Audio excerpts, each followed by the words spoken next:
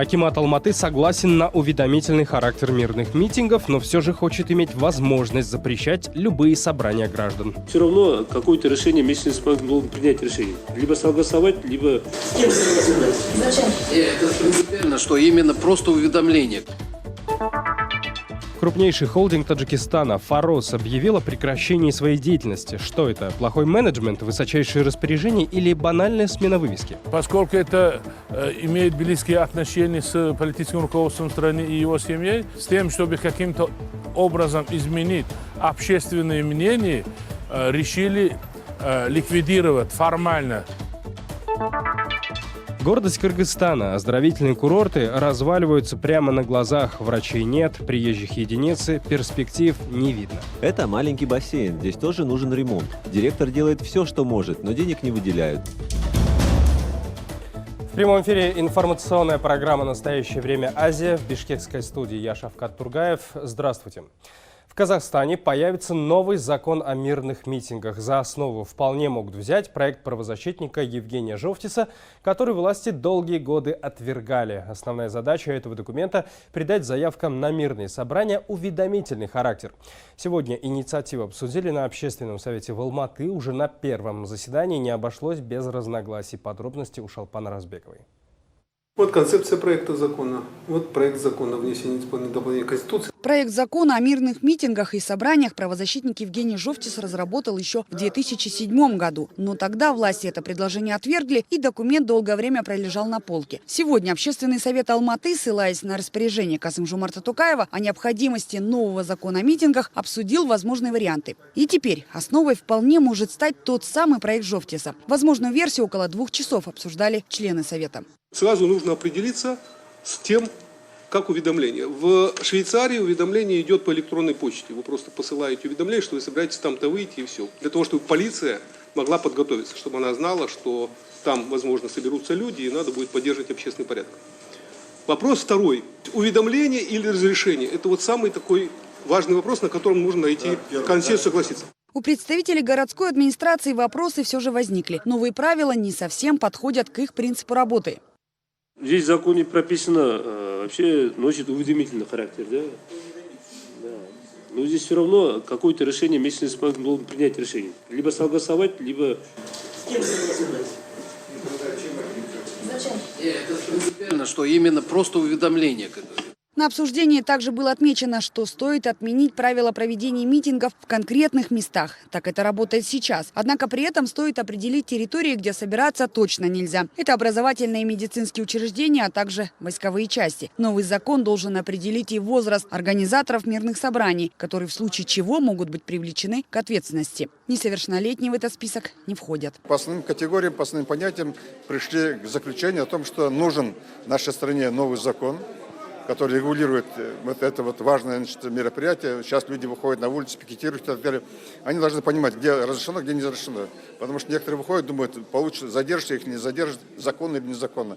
А сейчас они получают документ юридический, который дает основание им пикетировать, выступать и так далее. Но все должно быть в рамках действующего законодательства. Гражданских активистов, которые принимали участие в обсуждении, немного смутило желание некоторых членов Совета навязать старые правила. Мол, уведомление – хорошо, но мнение местной исполнительной власти тоже должно присутствовать. Да, было какое-то вот колебание в части того, чтобы попытаться опять включить процесс разрешительной процедуры. Ну, опять-таки, только лишь попытки вот как-то вот все формализовать, там, что там постоянно искать там ответственных, там, тогда они всегда есть. Процесс это живой, люди, в котором участвуют, однозначно будут ответственны. Евгений Жовтис считает, что это начало диалога и обсуждения может занять некоторое время. Но уже сейчас заметно, что власть наконец созрела. Дело осталось за малым. Только появилась политическая воля по этому вопросу все-таки начинать быть цивилизованными и понимать, что мирное собрание – нормальный способ коммуникации со своим собственным народом.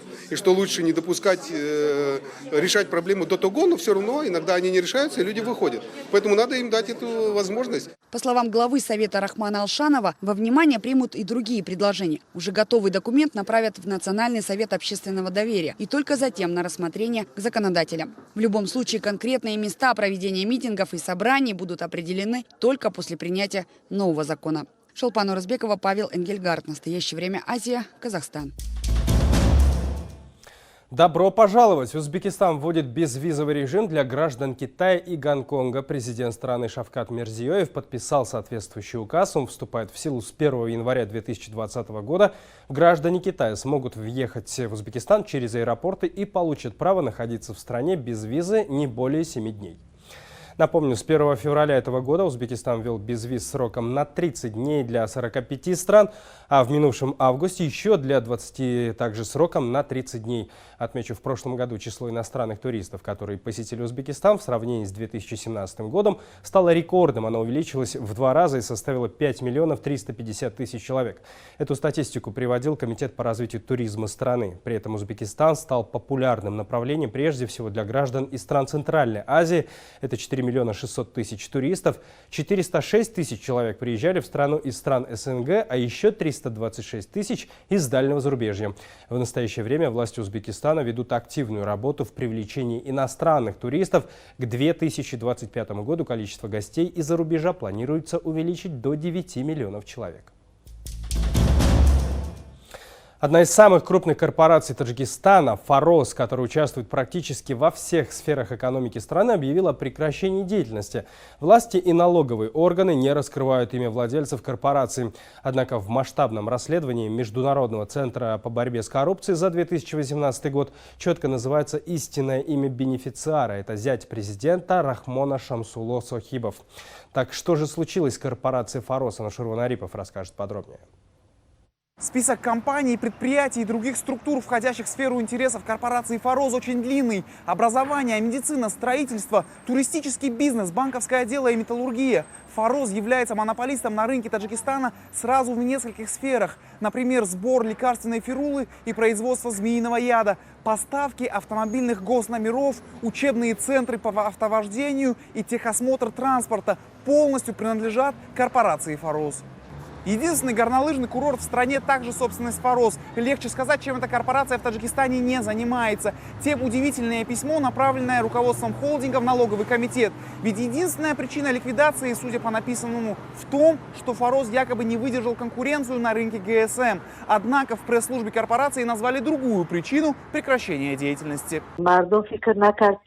Жители страны не считали, что корпорация «Фарос» на самом деле занимается улучшением жизни населения, работает на благо страны, как это было на самом деле. Где работала корпорация, всегда было процветание. Но эта постоянная критика и жалобы привели к тому, что владельцы приняли решение, что все компании, входящие в «Фарос», встали на ноги и могут работать теперь сами, а корпорация уйдет.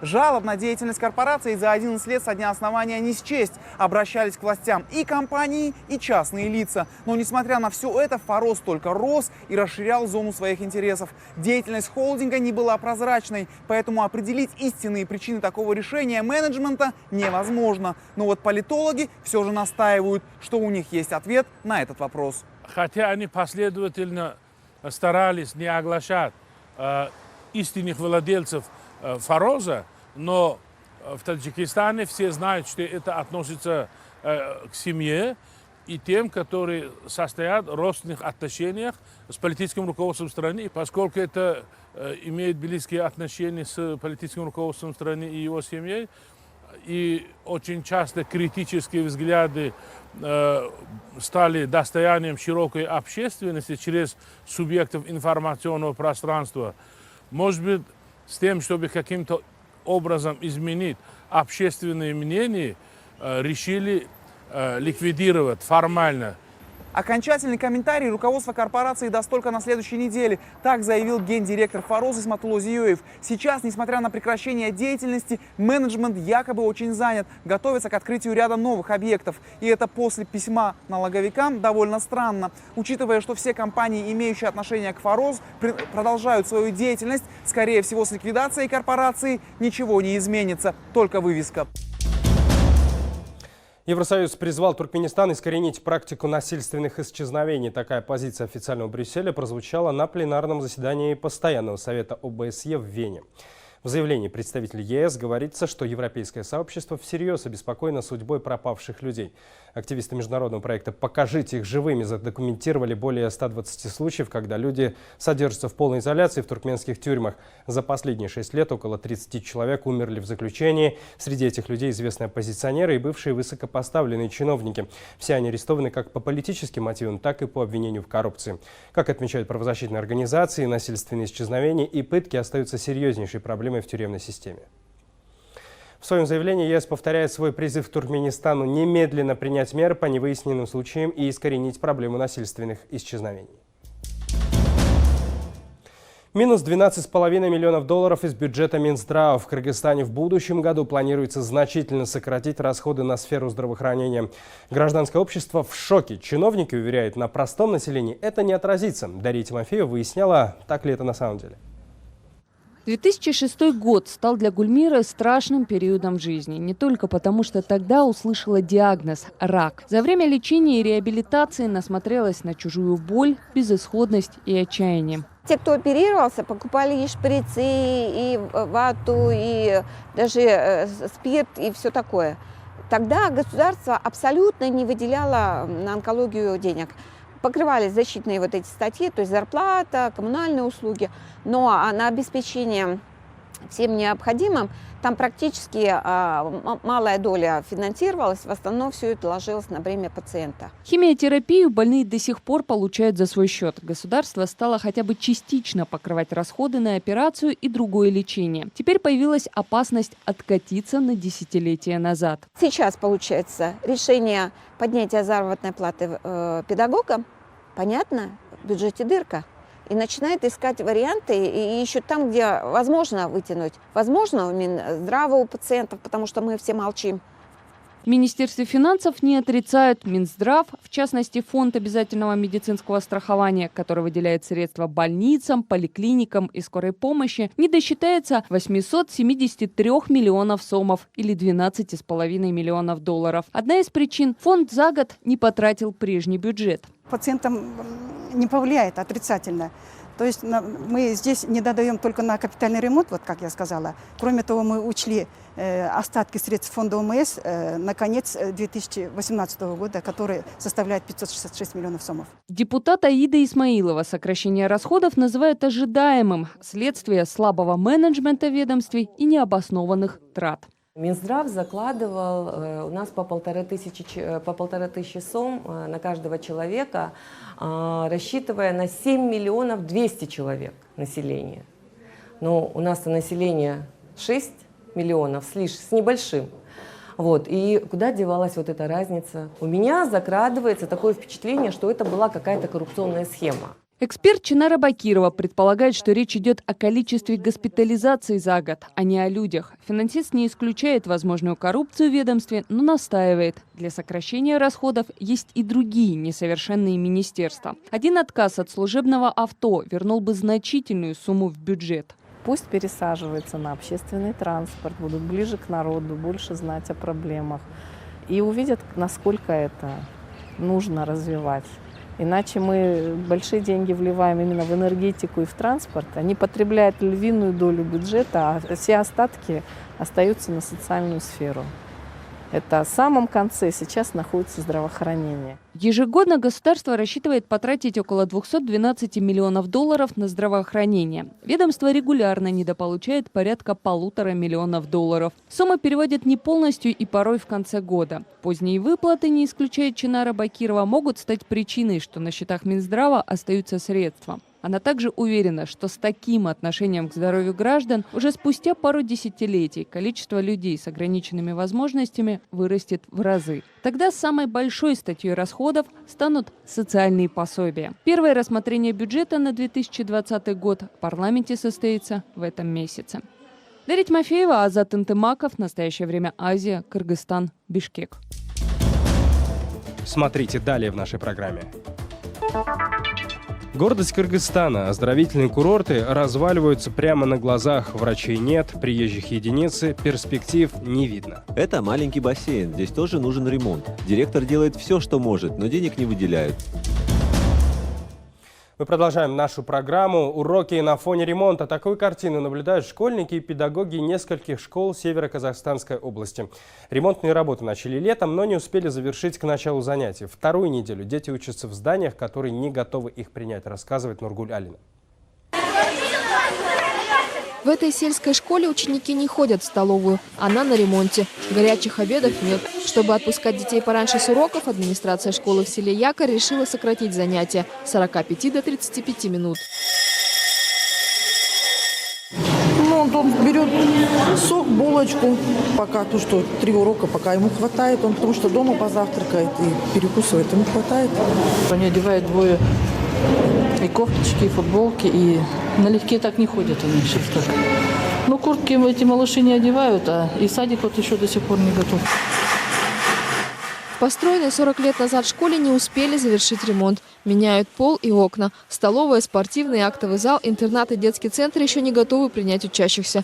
Местные власти обвиняют в этом компанию подрядчика. Репортерам Азатыка не удалось связаться с компанией. В акимате говорят, что тоже не могут выйти на связь с подрядчиком. Подрядная организация Севмсталько в лице Гадиева Султанбека Мустафаевича. Значит, ремонт должен был завершен по ПСД, по основной ПСД 10 августа. С 10 августа, значит, идут штрафные санкции согласно договора. И на сегодняшний день мы подали исковое заявление, значит, в экономический суд. В школе села Кладбинка такая же ситуация. Здание, построенное полвека назад, не успели подготовить к началу учебного года. Сейчас только 2 кабинета еще не готовы. За 2-3 дня будут готовы. Этот кабинет тоже начнем готовить, как только рабочие уйдут. Кабинет начальной военной подготовки и кабинет технологии. Завтра занесем парты в кабинет биологии. По информации областного управления образования, в капитальном ремонте по стране нуждаются 323 школы. 40% из них в Северо-Казахстанской области. На капремонт 130 школ региона выделено 5,5 миллиардов тенге. В школе села Якорь, где продолжается ремонт, учатся свыше 300 детей. В Кладбинке более 70. За банкет ответили в Самарканде. Внутри исторического ансамбля «Регистан» провели пышное торжество с застольем «Громкая музыка». Видео появилось в узбекском сегменте социальных сетей и сразу же вызвало бурю негодования пользователей. Банкет состоялся 8 сентября. Люди расценили произошедшее как неуважение к историческим памятникам. По их мнению, такие мероприятия наносят вред древним архитектурным объектам. Власти Самарканда дали свой комментарий. Пресс-служба администрации города сообщила, что на территории Регистана был организован торжественный прием для гостей бизнес-форума, который посвящен сотрудничеству между предпринимателями США и Узбекистана. Как говорится в сообщении, в страну прибыла делегация из 80 человек под руководством президента Конгресса бухарских евреев США и Канады. Иностранные гости приехали в Узбекистан по специальной программе паломнического туризма. Подобные мероприятия проводятся для официальных делегаций на площади Регистан, а банкет организовали по просьбе первого замминистра иностранных дел страны, отметили в пресс-службе. Это не первый подобный случай в Узбекистане, который общественность подвергла жесткой критике. В июне этого года в Хорезме во дворце хивинских ханов власти устроили банкет для делегации Европейского банка реконструкции и развития. Аналогичный случай произошел и в столице Кыргызстана, в Бишкеке, в 2015 году. Прямо на сцене театра оперы и балета бизнесмены пышно отметили день рождения. На празднике тогда присутствовали и высокопоставленные чиновники. Директор храма культуры после скандала уволили. Каждый, хоть бы где-то работающий кыргызстанец, отчисляет часть зарплаты на содержание ряда курортов, пансионатов и детских лагерей. Не все об этом знают, поэтому еще удивительнее им будет узнать, что все эти курорты просто разваливаются на глазах. Почему так получилось, попытались выяснить наши коллеги из бишкекского офиса «Радио Свобода», рассказывает Джибек Бигалиева. Если верить рекламе, этот высокогорный кыргызский курорт славится далеко за пределами страны. Номера с повышенным уровнем комфортности и даже класса люкс. Туристические сайты в разнобой расхваливают местный сервис. На деле мы видим разваливающиеся корпуса и пустые лечебные кабинеты. Вот такие здесь условия. Ремонта давно не было, эти помещения закрыты. А здесь отдыхающие пьют чай по вечерам. Людей нет, некоторые корпуса закрыты. Курорт на радоновых источниках построили в далеком 1931 году. Живописные склоны гор привлекали много туристов со всего Союза. В 90-х мебель, оборудование стали просто растаскивать. Это маленький бассейн, здесь тоже нужен ремонт. Директор делает все, что может, но денег не выделяют. Вся проблема в этом. Он пытается ремонтировать корпуса, но денег не хватает. В основном люди приезжают на источники лечить болезни опорно-двигательного аппарата, кожи и другие недуги. Это радоновая вода, подается температурой, равной температуре тела человека в 36 градусов. Вода выходит из-под земли и имеет свой запах. Курорт рассчитан на 250 человек, но такого количества людей здесь давно не видели. За весь август здесь побывали меньше 70 человек. Обслуживает их всего один врач и около 10 медсестер. Этот и еще около 10 санаториев и пансионатов содержатся за счет обычных кыргызстанцев. Каждый гражданин, который хоть где-то работает, ежемесячно отчисляет 0,25% от своей зарплаты в фонд оздоровления трудящихся. Оттуда деньги перечисляют в Федерацию профсоюзов. Сейчас, по официальным данным, общее количество членов профсоюза превышает 700 тысяч человек. Куда деваются их взносы, непонятно. Почти все курорты, которые находятся на балансе Федерации, просто-напросто разваливаются. Вот еще один курорт Федерации профсоюзов – Джиргалан в Исыкульской области. Его построили прямо на горячих минеральных источниках. Людей здесь почти нет, и с персоналом мы нашли всего несколько человек. Ремонт, побелка, покраска, курорт очень старый. Побелка, покраска, ремонт – все своими силами. Федерация должна давать деньги, но их вечно не хватает. Наверное, вечно мало денег. В союзное время курорт Джиргалан работал круглый год. Сейчас он открыт только летом. И за весь сезон здесь отдыхает едва ли больше 100 человек. В основном сюда приезжают просто покупаться в горячей минеральной воде. Источники рядом взяли в аренду или выкупили местные предприниматели. При желании это место может стать популярной туристической зоной. Однако деньги, по словам экспертов, уходят совсем на другие цели. Содержится вот этот аппарат Федерации за счет отчислений здравниц. Ну, естественно, это ни для кого не секрет. Вот этот аппарат, у каждого свой оклад, у каждого там предусмотрены всякие разные там, да, премиальные. Ну, все люди ходят по земле, все живут нормально. И вот с учетом всего этого составляется смета расходов. Зарплата председателя 70 тысяч сомов, $1000. У заместителей по 50 тысяч. У обычных сотрудников, правда, небольшие, по 7-10 тысяч сомов. Все деньги уходят на зарплаты. В самом профсоюзе признают, да, условия в детских лагерях, пансионатах действительно ужасные, но что-то делать с этим чиновники, как оказалось, не собираются. Те, кто критикует нас, хотят, чтобы эти здравницы были обустроены по мировым стандартам. Но у нас таких денег нет. Даже если мы улучшим условия там, тогда цены на лечение и отдых будут такие, что люди не смогут там отдыхать. Наши курорты и детские лагеря рассчитаны на людей среднего класса. В ближайшее время в некоторых пансионатах собираются проводить небольшие ремонтные работы. Полное обновление ни в одном из них не планируется. Джибек Бегалиева, Бактыгуль Чуныбаева, Бектур Стамкулов. Настоящее время Азия, Кыргызстан. Такие объекты в честь Ельбасы еще не называли. Российский президент Владимир Путин предложил переименовать ракетный комплекс «Байтерек» в честь Нурсултана Назарбаева и назвать его «Назарбаевский старт». Создаваемый ракетно-космический комплекс «Байтерек» предназначен для запусков перспективных ракет-носителей среднего и полутяжелого классов «Союз-5» и «Союз-6» с космодрома Байконур. Владимир Путин предложил переименовать «Байтерек» в «Назарбаевский старт» во время посещения с первым президентом страны Назарбаевым реконструированного павильона «Казахстан» на ВДНХ. Отмечу, обе страны подписали соглашение о создании нового стартового комплекса «Байтерек» на Байконуре 22 августа прошлого года. Сам проект инициирован еще в 2004 году.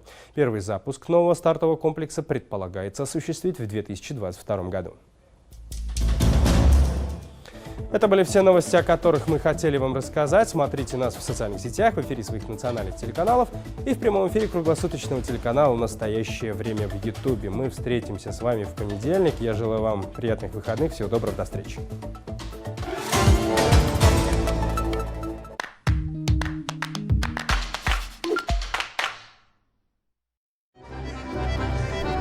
Кубок за самый уродливый автомобиль за Вартбург вручается Богдану и Казимире.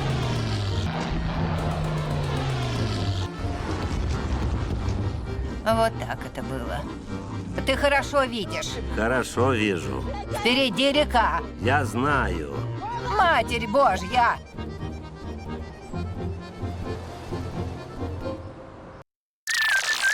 Когда мне приносят кофе, я могу себя побаловать. Лачелла, где ты? Ну, здравствуй, киношник. Варежку закрой. Жаль, что тебя здесь нет, я бы тебе голову ломом проломила. Блин, ну что ты за человек? Один стебелек надо было приклеить на этот. Я опять наведу на вас порчу. Это мой кинооператор.